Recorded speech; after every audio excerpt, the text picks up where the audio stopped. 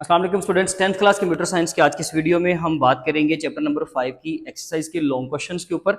Exercise में total 4 long questions हैं, लेकिन एक चीज़ आपको बता दूं, समझा दूं कि चैप्टर नंबर 5 से 10th क्लास का जो चैप्टर नंबर 5 है कंप्यूटर का, उसमें से बोर्ड के अंदर पेयरिंग का वो हिस्सा नहीं है, यानी कि लॉन्ग क्वेश्चन कवर नहीं हो रहा।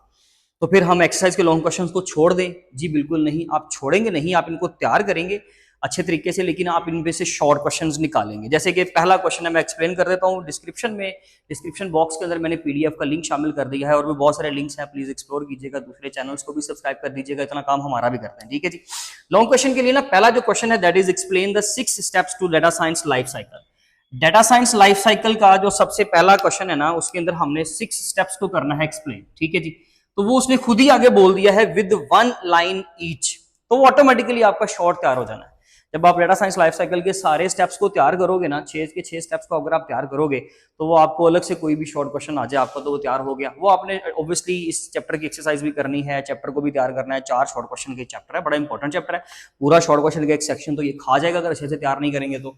इसलिए हम लोगों ने ऐसे तैयारी करनी है कि हमारा कोई भी उसके अंदर से शॉर्ट कवर हो जाए, ठीक है जी। मैंने डाटा सारा दे दिया है, प्रॉपर आंसर्स दे दिए हैं, वही आप तैयार कर लें। नंबर 2 पे give a detailed comparison between bar chart, pie chart and line chart with example. अच्छा, ये बड़ा इंपॉर्टेंट क्वेश्चन है। देखें, उसने कंपैरिजन दिया है और 3 चीजों का दिया है, ठीक है। उसमें असल में बिटवीन नहीं, among the pie chart, bar chart and line chart, यानी कि डिफरेंस हमने 3 चीजों का बताना है, कंपेयर करना है उनको आपस में कि किस किस चीज के लिए हम लोग लाइन चार्ट को यूज करते हैं, किस चीज के लिए पाई चार्ट को, किस चीज के लिए बार चार्ट को इस्तेमाल किया जाता है, फीचर्स क्या है, सारे एस्पेक्ट्स के मुताबिक मैंने एक प्रॉपर टेबल बनाया है।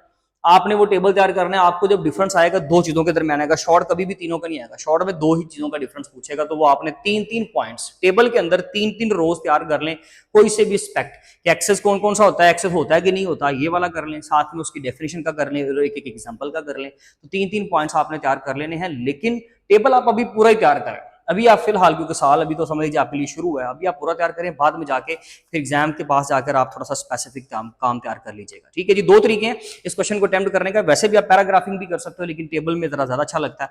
नंबर 3 पे differentiate between DBMS and SQL. देखिए जी, database management system and structure query language के दरमियान में डिफरेंस तो ऑब्वियसली शॉर्ट आ सकता है, बहुत इंपॉर्टेंट है, और सिंपल ये टेबल के जरिए से करेंगे। मैंने टेबल में 5-5, 6-6 पॉइंट दिए, आप 3-3 तैयार कर सकते हो। नंबर 4 पे write a query in SQL to get all data of a student whose roll number is 15 from student table. देखिए जी, हमने स्टूडेंट टेबल के अंदर से ऐसे बच्चे का रिजल्ट निकालना है, ये आप जरा समझ लीजिए, ठीक है। तो सिलेक्ट करना है हमने उसका डाटा। तो सिलेक्ट का कीवर्ड स्मॉल केस लेटर में भी हो सकता है, कैपिटलाइज भी ओके है, लेकिन कोशिश करें कि इसको हाईलाइट करें कैपिटल करके, ताकि समझ आए चेकर को भी कि ये कीवर्ड्स हैं, ये जरूरी हैं, ठीक है जी। तो सिलेक्ट करें डाटा, ऑल डाटा। तो ऑल डाटा के लिए क्या यूज करते हैं हम लोग? स्टैरिक। सिलेक्ट द स्टैरिक, यानी कि स्टूडेंट टेबल के अंदर से उस बच्चे का जो भी स्टूडेंट टेबल है, ठीक है जी। मैं यहाँ पर फिलहाल स्टूड लिखता हूँ, या मैं स्टूडेंट कंप्लीट भी लिख दूं, तो ये टेबल नेम है। हमेशा याद रखिएगा, स्टैरिक के बाद क्या आता है? Table name.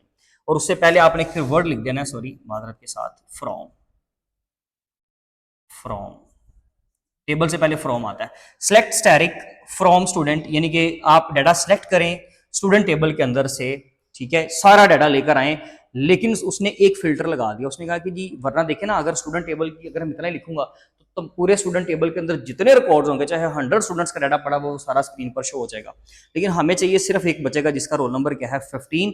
तो हम यहाँ पर एक वेयर क्लॉज लगा देंगे। इसको वेयर क्लॉज कहते हैं, ये एक फिल्टर के लिए इस्तेमाल होता है। वेयर स्टूडेंट आईडी या student roll number, what ever, आप कुछ भी जो आप फील्ड यहाँ पे लिखना चाहें, student roll number is equal to 15, ठीक है जी। सेमीकोलन, कॉलन, इन चीजों को अभी हम लोग जो है वो ज्यादा आप डीपली मत ऑब्जर्व करें, बस आपका ये सिंपल सा साइंटेक्स जो है आपने फॉलो करना है, इन चीजों को आपने लाजमी लिखना है। तो ये बेसिकली क्वेश्चन नंबर 4 का, यानी कि सिंपल सा 2 लाइन का आंसर है। तो अब ये लॉन्ग तो ऑब्वियसली नहीं आ सकता, शॉर्ट में इसको भी तैयार कीजिएगा, इसका स्क्रीनशॉट ले लीजिए। बाकी इंशाल्लाह नेक्स्ट वीडियो में मिलेंगे, अपना ख्याल रखिए, थैंक यू सो मच।